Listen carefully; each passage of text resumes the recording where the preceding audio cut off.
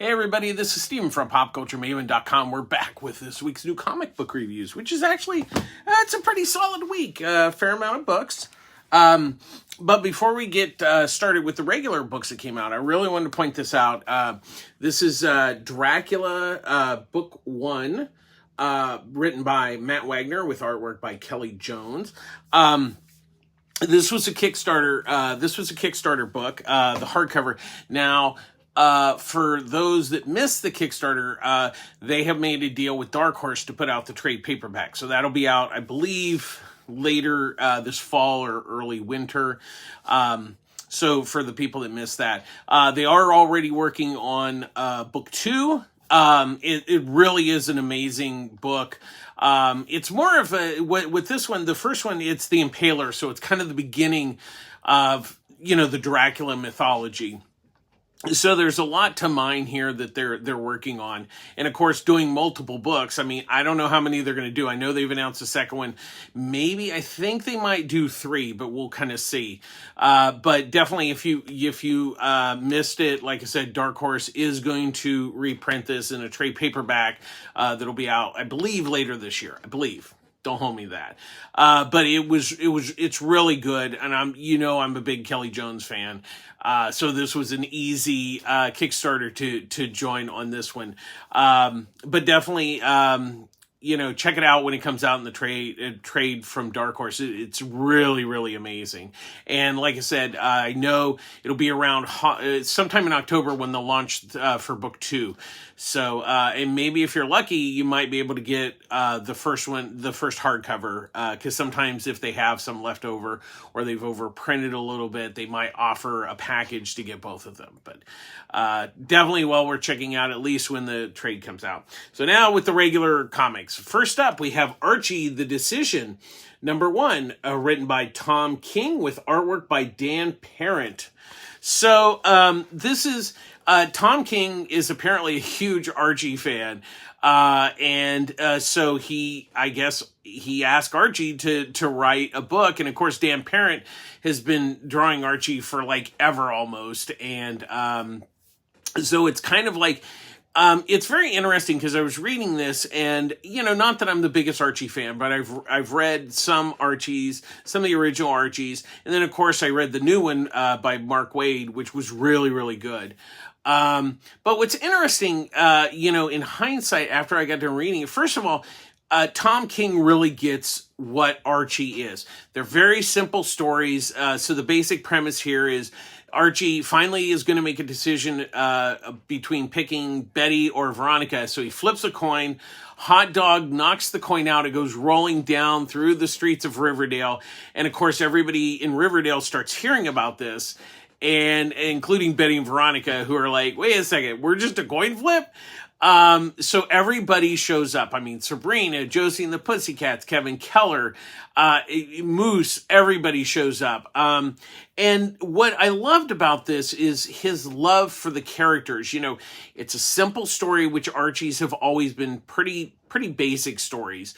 They're self-contained and everything. And that's, what's really great about this. And of course, Dan Parent really knows how to draw Archie. I mean, there's, he is the Archie artist, living right now. And he was absolutely perfect for it. But what I found interesting was it kind of reminded me of recently when Jason Aaron did that Uncle Scrooge book for Marvel. And, he said that he loved Uncle Scrooge and everything, but it was weird because it's like, yes, maybe he loves Uncle Scrooge, but the story that he wrote didn't feel like Uncle Scrooge. And it just felt like a weird superhero book where Tom King, didn't try to reinvent the wheel here. It's a simple Archie story, and that's why it works so well. And of course, having all the characters from, the history of Archie, it was just really icing on the cake. And then once again, Dan Parent's artwork. is really wonderful, and it's really a fun little read. You know, it's not mind-numbingly brilliant, but it really captures the spirit of what Archie is all about. Just good stories. You know, it's a fun all ages story. I really enjoyed this. This was really fun this week. So definitely pick this up at your local comic shop. Next up, we have Zatanna Bring Down the House, number 3, written by Mariko Tamaki, with artwork by Javier Rodriguez. So in the last issue, there's this bunny girl that shows up to Zatanna, you know, to say, yes, you actually have real magic, and she basically kind of somewhat unlocks it. And we also kind of are learning more about the casters who are looking for Zatanna, because they think that she absorbed her father or killed her father, Zatara, which we still don't quite know what has happened when, you know, she was young, with the kids and her dad, you know, disappearing basically. But what we do find out is that the bunny girl explains that the casters, you know, originally were just a group of magicians to kind of, you know, share stuff, and then it became apparent that you could absorb other magicians' powers, and that became a problem. And so the ultimate question is, why are the casters looking for Zatanna, and why do they want her? And obviously has something to do with her father. And then there is a certain person that shows up at the end of this issue that I will not give away, but I'm like, oh, I like this. I'm really liking what Tamaki is doing here with the story. I mean, I've always liked Zatanna as a character. I think she's really great. And this is, you know, it's like Zatanna year 1 in some respects. You know, she isn't the Zatanna, you know, that knows magic. I mean, she knows magic. She's just not, because of what happened with her father, she doesn't want to practice real magic. She's been doing Las Vegas stage magic. And then Javier Rodriguez's artwork. The story, he just really captures all the big and little things that Tamaki puts in the script, and he's coloring his own work, and it's really a gorgeous book. I really love this book a lot. It's definitely well worth checking out. If you really, I think what's really great, this is really good for new readers, because it gives you a look into the character of Zatanna. And if you don't really know her that much, Tamaki and Javier are really, you know, showing what a great character she is. And I really love this book. Definitely pick it up this week. Next up, we have Universal Monsters Frankenstein, number 1, written and drawn by Michael Walsh. Now, this is the third of the Universal Monster books from Skybound, and the Dracula was pretty much a straight adaptation of Dracula. The Creature from the Black Lagoon was more of kind of like a sequel to the original film in some respects, and that's what that was. This one is somewhat retelling the story of Frankenstein, but it's actually from the point of view of a boy, because he's in the graveyard, his dad has passed away, and Dr. Frankenstein and Igor show up to get bodies to build Frankenstein. They actually dig up the boy's father, so he follows them to the castle.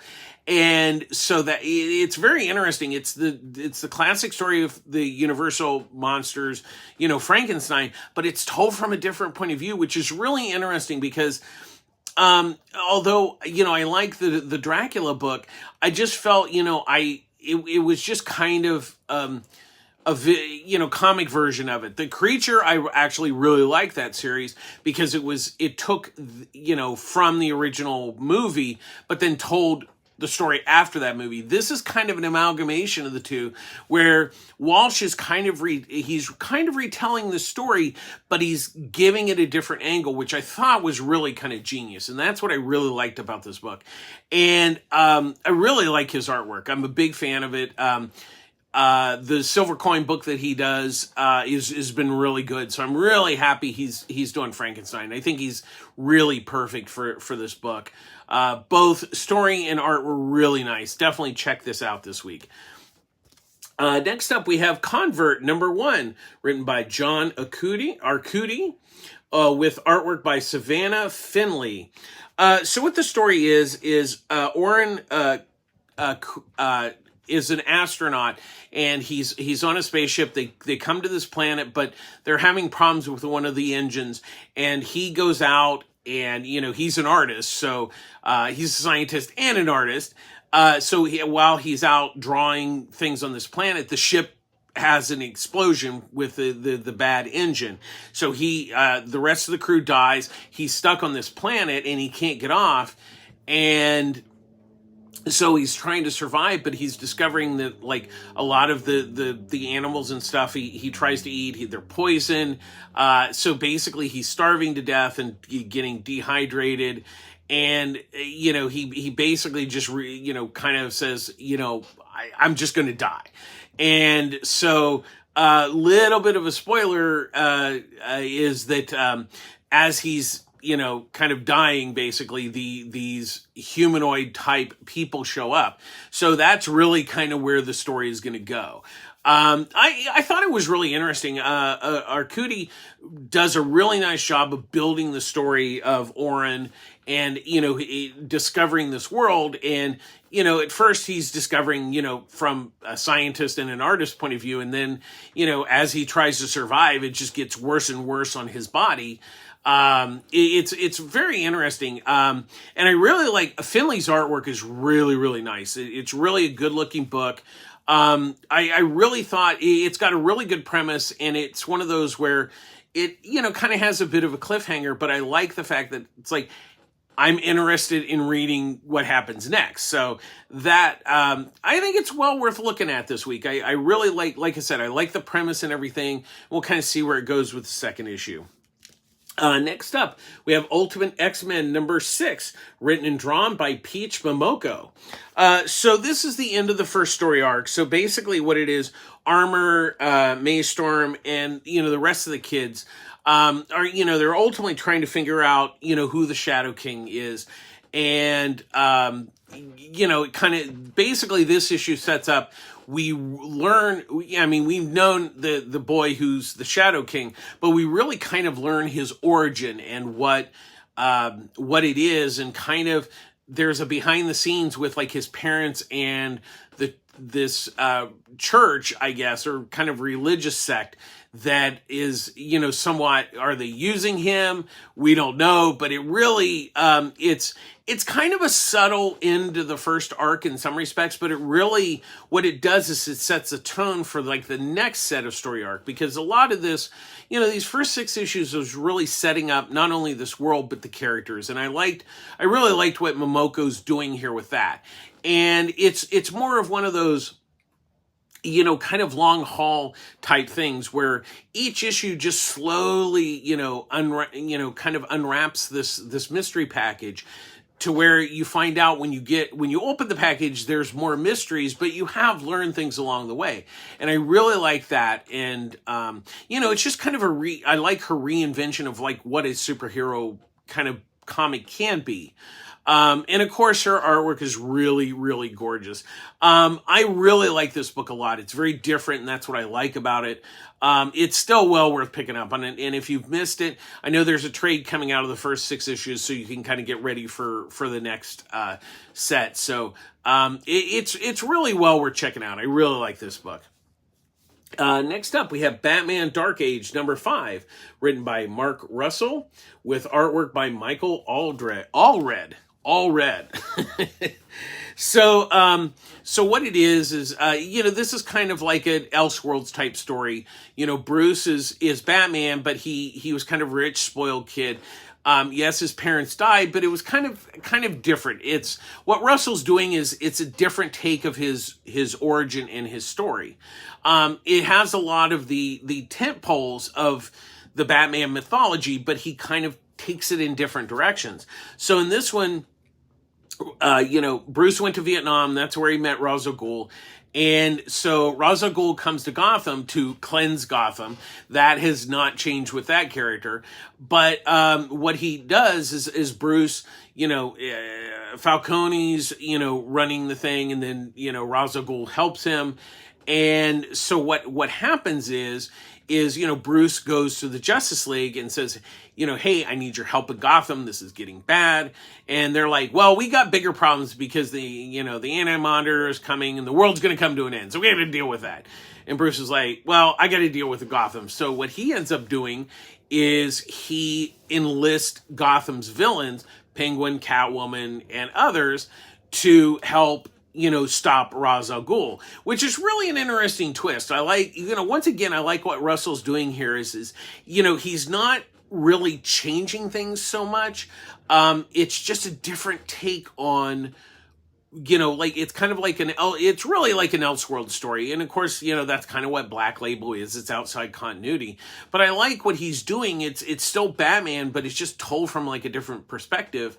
And I really like that perspective. I'm a big fan of Russell, and I really like what he's doing here.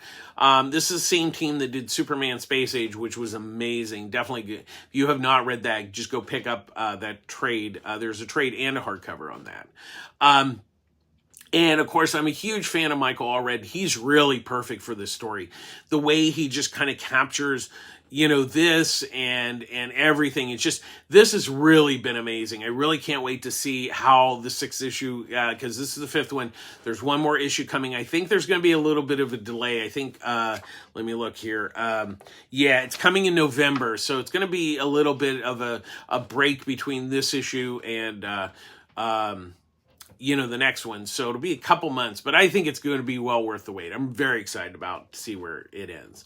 So definitely continue to pick that up. Definitely pick it up. Or, if you're not able to get, the first few issues, I know they'll do a collection after the 6th issue comes out. So definitely pick that book up.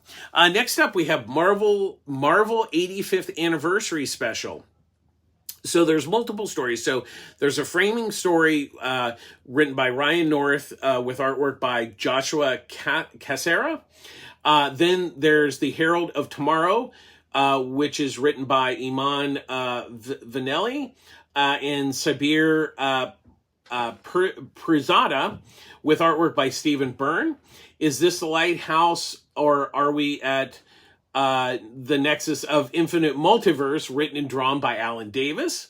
Rush Hour, written by Christopher Priest, penciled by Carlo Peglian, with inks by Jason Paz. The Moon Warrior, but written and drawn by Yuji Kaku. And then the final story, The Contest of Champions, written and drawn by Steve Skroke. As with anything, you kind of look at it like, is the number of stories compared to how much. The good news is actually they're all good. It's, once again, it's $8. It's a little pricey, but I think overall, they were good. The only thing that I really like, the framing story by Ryan North. So what that is, so it's Wolverine and Deadpool's head. There's this gang who has taken over this it's a space station that's the Hall of Heroes. It's set kind of in the future. All the heroes are apparently dead. But this is kind of like a museum. So they're actually there to take over the museum, to change time and everything. So that's the rough premise. It just sometimes I think I know it's a framing story. I kind of would have liked to just read it by itself. I think it's just, and it's not North's fault. I just think it just kind of, I just would have liked to have read it by itself. That's just me. But I will, so we'll go on to the Herald, is basically, so what it is Ms. Marvel has become the Herald of Galactus to save Earth, because Galactus is like hungry, he wants to eat Earth, and she's like, no, don't eat Earth, I'll go find someplace else. And so what it is she spends, she tries for years and years to find a planet, and then there's a certain point where Galactus is like, I'm just going to eat something, so you better get it together. And so she goes to this planet, and what she thinks is uninhabited, it's not. And I really don't want to give any more away, but she figures out a way to fix it all in the end. It was actually a really good story. Valeni and Prasada's story, once again, I really enjoyed it. Stephen Byrne's art is really, really nice on that. The next one in the lighthouse is The Lighthouse Haunted. It's Alan Davis doing Excalibur. He did Excalibur, back in the day. And it's kind of a simple ghost story, with, the sense of humor and everything. Alan is really good with that. I'm a huge fan of his artwork, and it's great to see him doing Excalibur again. It's kind of like, it's like he just stepped back in time, and it's just another awesome Excalibur story. And his artwork is absolutely gorgeous. Once again, I'm a big fan, so I really enjoyed that. And it was a fun story. They find out that, it's haunted, but it's not what they think, like I said, what I like about it, it's a good short story. Simple, to the point, and really good. Rush Hour is a Spider-Man story. And what it is it's Spider-Man's framed for murder. What else? Peter's always framed for something. So he's trying to get some pictures so he can pay the rent and everything. And so what it is Johnny Storm builds him the spider buggy. So he decides to travel to somewhere so he can take pictures, because they don't want pictures of Spider-Man. So as he goes along, there's this huge traffic accident on the highway. And so even though he's, been framed for murder, he still helps. And of course, the cops and everything, nobody's going to arrest him because he's saving people. And it's a fun little story. Priest does a really nice job with it, and Pelagia's artwork is really, really nice. The Moon Warrior is probably the most intriguing of them, because Kaku's art, it's set in feudal Japan, and it's the characters of Moon Knight, and it's very interesting. It's very way out there, but that's what's really makes it really interesting. In the artwork is just stunning. The artwork is just absolutely stunning. It's kind of the odd man out, story and visual, but that's why I liked it so much. It's one of those things. I don't know that what the story is entirely about in some respect. I mean, it's a very simple story, but it's just so amazing. And like I said, the artwork is just stunning. So, and then the last story, The Contest of Champions by Scrokey is, so what it is Earth has, all the heroes have died over time, but what they have done is they have clones of these. They put them in the arena, and then, after they kill each other, they just make more clones. And so what it is that this mysterious person comes and rescues the Wolverine clone. And that's how it all ties into the framing story. Once again, I'm a big fan of Scrokey's artwork, and it's really, really, it's kind of crazy, because it's pretty bloody and crazy on that. But they're clones, they're clones, so they're killing each other, but he can get away with it because they're not the real ones.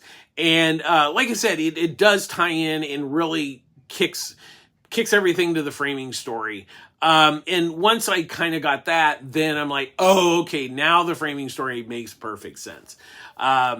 So that one's really good. And like I said, overall, I was really surprised, because honestly, a lot of these Marvel specials have been really hit and miss. And this one, all the stories and the artwork are really solid. So kind of well worth checking out. I was really surprised by this one.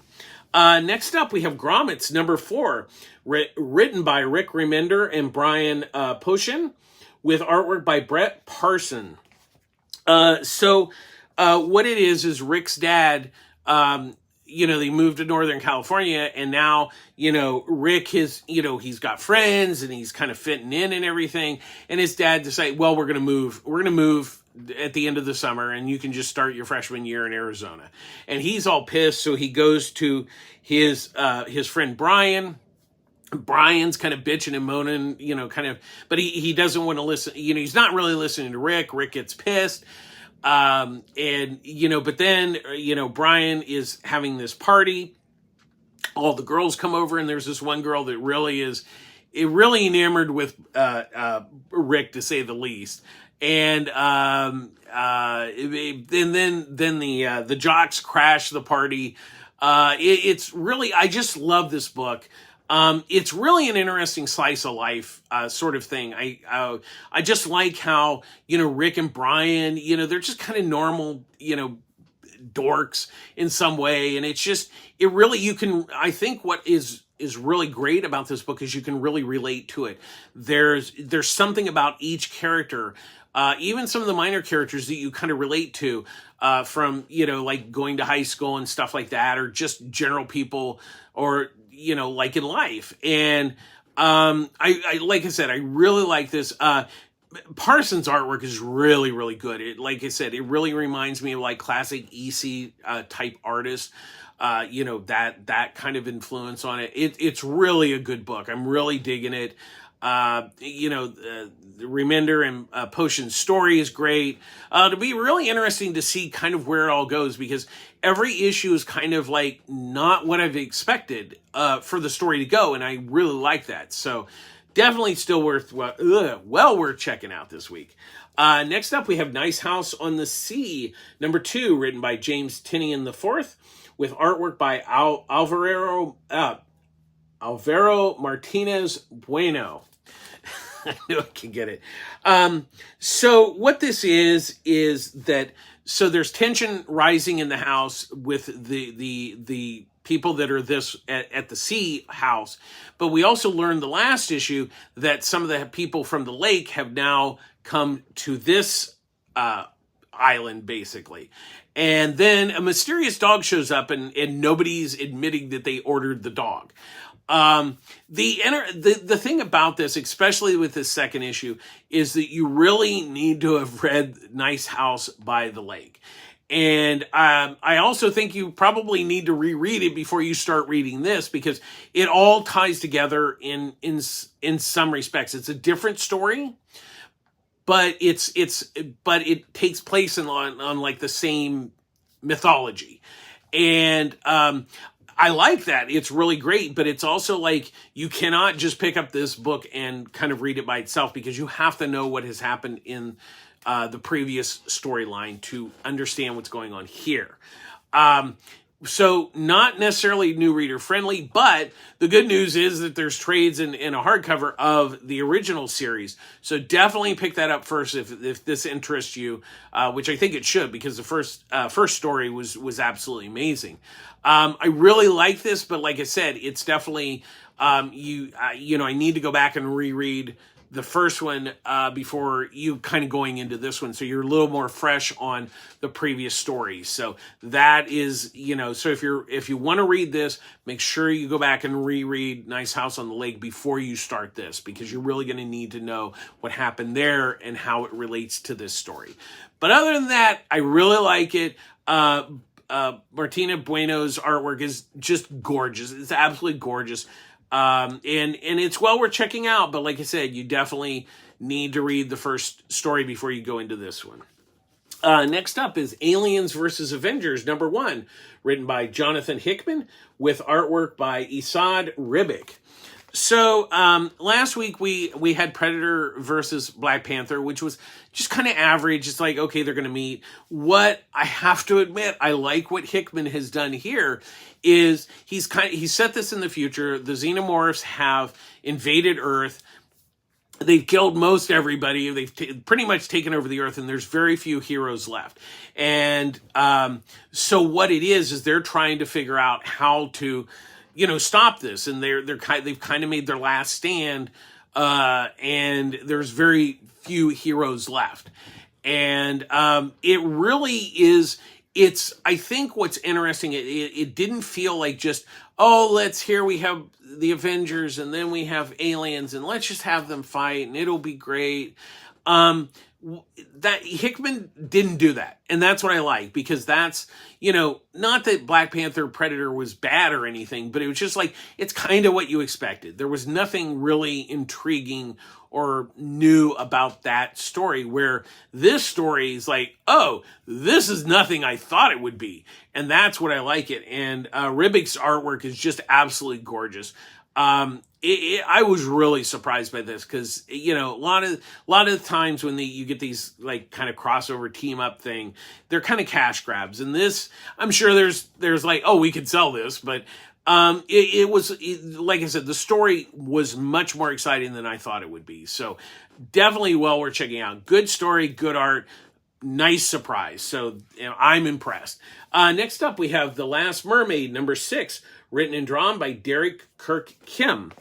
So the two girls, the mermaid and then the warrior girl that she's come across, they're trying to find this this area where there's everything's fine, there's water, everybody's happy, but they have to go through this desert where there's like mutants and gangs and stuff. And so really this somewhat wraps up the first story arc. But it doesn't end the story. There's much more to come, but this is kind of like the finale of the first story arc. So what it is we do find out the mermaid's name. I'm not going to reveal it. It's not like it's a big shock, but I want you to learn this on your own. And the mermaid also needs new water because, the filtration can only last so long. And the warrior tells her, hey, this gang, they're here. That means there's water. And so that's how kind of this last issue ends. It's like to continue the journey, they need to get more fresh water for her. So that's really, kind of the basic, like I said, it ends the first story arc. There's more to come. I talked to Kim at San Diego, and he says it's planning to run for hopefully 20 or 30 issues. I don't remember the exact, but it's going to be a pretty big epic. Obviously, he comes from animation. It's a very visual story, but I really, like I said, I think it's also going to read really well when you read this first story arc in the trade that's coming out later this fall.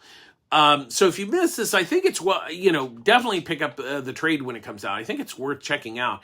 It's a really gorgeous book, and I think it's an interesting story. It's just one of those, it's a long haul story. So we're only getting just kind of really this first 6 issues was really just one chapter.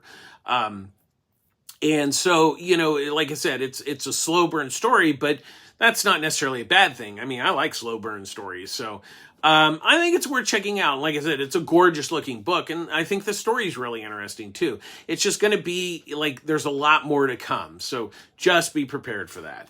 And finally this week we have Batman, the Brave and the Bold, number 16.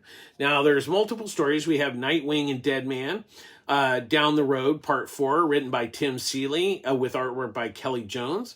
First Watch, written by Jay Fairber, with artwork by P.J. Holden. Duality Part 2, written by Alex Segura, with artwork by Andy McDonald. And It's Our Anniversary, written by Stephanie Williams, with artwork by Asha Fulmore. So the main reason I picked this up, as you all know, it's Kelly Jones doing Deadman. And then you throw Nightwing and you're like, oh, okay, shut up and take my money. So this is the last chapter of that story. And so kind of basically what it is Nightwing goes to hell to save the souls of the people that have been kidnapped by, kind of this demon. And so really this, I don't want to really say anymore, but it does wrap everything up nicely. It was a really interesting story. I like what Seeley did here. Of course, he knew he was writing it for Kelly Jones, so it's full on horror, craziness and everything. But I think it stuck the landing, which is always important. And it was a really good, solid story that I really enjoyed. And of course, Kelly Jones artwork, it was a win. The First Watch is very interesting. It's about a rookie who it's his first day on the Metropolis Police Department, and he kind of oh, hey, there's a villain attacking, and his partner's like, no, we just need to handle the stuff. What he basically learns is that the police are, Superman can't be everywhere at once, and this is where the Metropolis PD is very important, that they have to handle the regular things, and they do help out with the big things, but they're there for kind of the backup. And it was really a good story. Farber's story was really good. It was really heartfelt, and I like that. And plus, it was a story in the Superman universe, and you don't even see, I don't even remember. I don't even think you really see Superman. And Holden's artwork's really, really nice. The Duality Part 2, it's basically Renee Montoya, who is the question, and she's trying to solve this murder mystery, but she's also, it looks like she's getting outed as the question. So that's kind of that. I like the story. The first part was fine. The second part's okay. But since I'm finishing up with the first story, it wasn't one of my favorites. But the story's decent, and the artwork's actually really nice. Like I said, it's an okay story. And then It's Our Anniversary is the Guardian and Bumblebee. They're on their anniversary vacation at this resort, and and they end up foiling a jewelry heist for a famous person that's there. And it's a really cute story. I like the story a lot. I like the artwork. And it was really charming. It was really a nice little sweet story. I think the one thing about The Brave and the Bold, I know that they try to get people in with new stories, but I think what probably would work best is, obviously I picked this up for the Nightwing and Deadman story.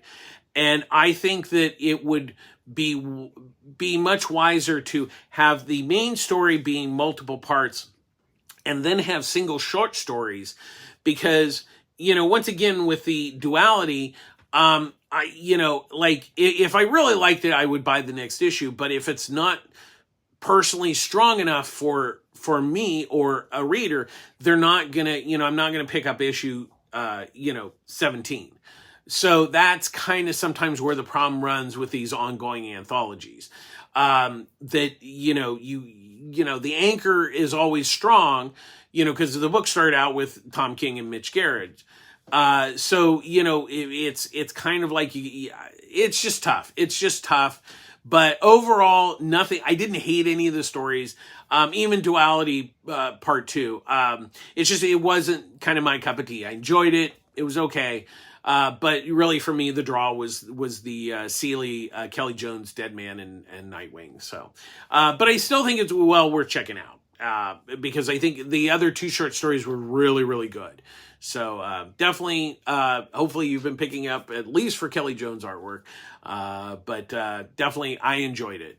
That's going to do it this week. Thanks for watching. As always, public service announcement. I get all my comics at Pulp Fiction Comics, Long Beach, California. Ryan Skinner, the owner, runs a great store. There's Annie, there's Wendy, there's Derek.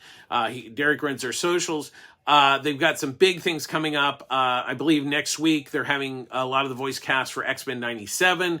They're going to be there, I believe, on Saturday the 7th. I will put a picture up of that.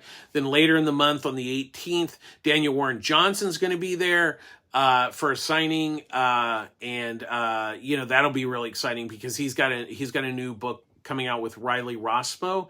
Now, the tentative plan is that Riley Rossmo is going to be there, but they haven't gotten the full confirmation on that yet. Daniel Warren Johnson is for sure going to be there, and hopefully, if all goes well, Riley Rossmo will be there too.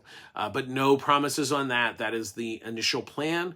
We'll see if everything can work out on that. But like I said, at the very least, Daniel Warren Johnson will be there. Definitely beyond him having great people in the store. Definitely check out the store. It's a really good, solid comic shop. Really, as I always say, please support your local comic shop. They're the backbone of the industry. Make sure you pick up your books on a regular basis because they have to pay for them before you get them. So just make sure, you pick up your books that you order. And as always, we end our show with be kind to each other, and be kind to yourself. I know things in the world are crazy. Let's be honest. It's crazy out there. Every day things just, it's tough, but just taking care of yourself is really, really important. Just, try to be positive and everything. And one of the things that helps you be positive is sharing kindness, being kind to people, opening a door, saying hello. It's really simple stuff, folks. just be nice to each other and be nice to yourself. Negativity doesn't do anybody any good. So try not to be negative, be positive, and be kind. That's going to do it this week. Thanks for watching. I know there's a couple books I missed this week. We'll catch up with those next week. As always, thanks for watching. Please like, subscribe, and comments are welcome. We've had some great comments. We've got some new subscribers. Thank you very much for tuning in. And that's going to do it this week. It's a pretty good week. This is Stephen from PopCultureMaven.com signing off. Take care of yourselves. We'll see you next week. Bye-bye.